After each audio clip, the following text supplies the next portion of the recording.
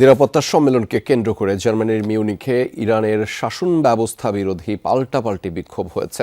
Ayatollah Ali Khamenei সরকারের বিরুদ্ধে আন্দোলনে অংশ নিয়েছে প্রায় ২.৫ লাখ মানুষ, যাতে যোগ দেন ইরানের নির্বাচিত যুবরাজ রেজা পাহলভিও। আরেক পক্ষ বর্তমান শাসকদের পাশাপাশি শাহ বিরোধী বিক্ষোভ করেছেন। ইরানে আর কোনো একনায়ক দেখতে চান না তারা। গণতন্ত্র প্রতিষ্ঠার দাবি তাদের। এদিকে যুক্তরাষ্ট্র ও কানাডাতেও হয়েছে বিক্ষোভ। গরমে দাপাদাপি, ঘরের চালের স্থায়ী সমাধান আনোয়ার সিমেন্ট শীট। ২.৫ লাখ মানুষের এই জমায়েত জার্মানির মিউনিখে বিশ্ব নেতাদের অংশগ্রহণে নিরাপত্তা সম্মেলন চলাকালে ইরানে আয়াতুল্লাহ আলী খামেনির শাসনের বিরুদ্ধে হয়েছে এই বিক্ষোভ, যাতে অংশ নিয়েছে ইউরোপের নানা দেশের নাগরিকরা।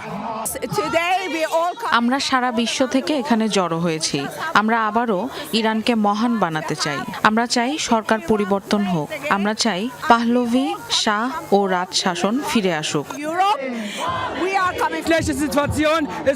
হাজার হাজার মানুষ মারা গেছে। ইরানের পরিস্থিতি খুবই খারাপ। পুরো বিশ্ব তা দেখছে। ইরানের সরকার যারা চালাচ্ছে তারা সবাই সন্ত্রাসী। আমরা এই শাসকদের আর এক মুহূর্তের জন্য দেখতে চাই না। মিউনিখের এই গণজমায়েতে যোগ দেন ইরানের নির্বাসিত যুবরাজ রেজা পাহলভি। তার দাবি, পতনের দ্বারপ্রান্তে রয়েছে ইরানের বর্তমান শাসকরা। জনগণ পুরোপুরি বিদ্রোহী হয়ে উঠেছে। ইরানের শাসন ব্যবস্থার পতন এখন সময়ের ব্যাপার। পশ্চিমা বিশ্ব হস্তক্ষেপ করুক বা না করুক, আমাদের লড়াই অব্যাহত থাকবে। এই শাসকদের পতন হবেই। মিউনিখেই খামেনির পাশাপাশি রেজা পাহলভির বিরুদ্ধেও হয়েছে আরেকটি প্রতিবাদ সমাবেশ। নো শাহ, নো মোল্লা স্লোগান দেন বিক্ষোভকারীরা। ইরানে আর কোনো একনায়ক নয়, গণতন্ত্র চান তারা। ইরান সরকার বিরোধী বিক্ষোভ হয়েছে যুক্তরাষ্ট্রের লস অ্যাঞ্জেলেসেও, যাতে প্রবাসী ইরানিরা ছাড়াও অংশ নেন স্থানীয় নাগরিকরা।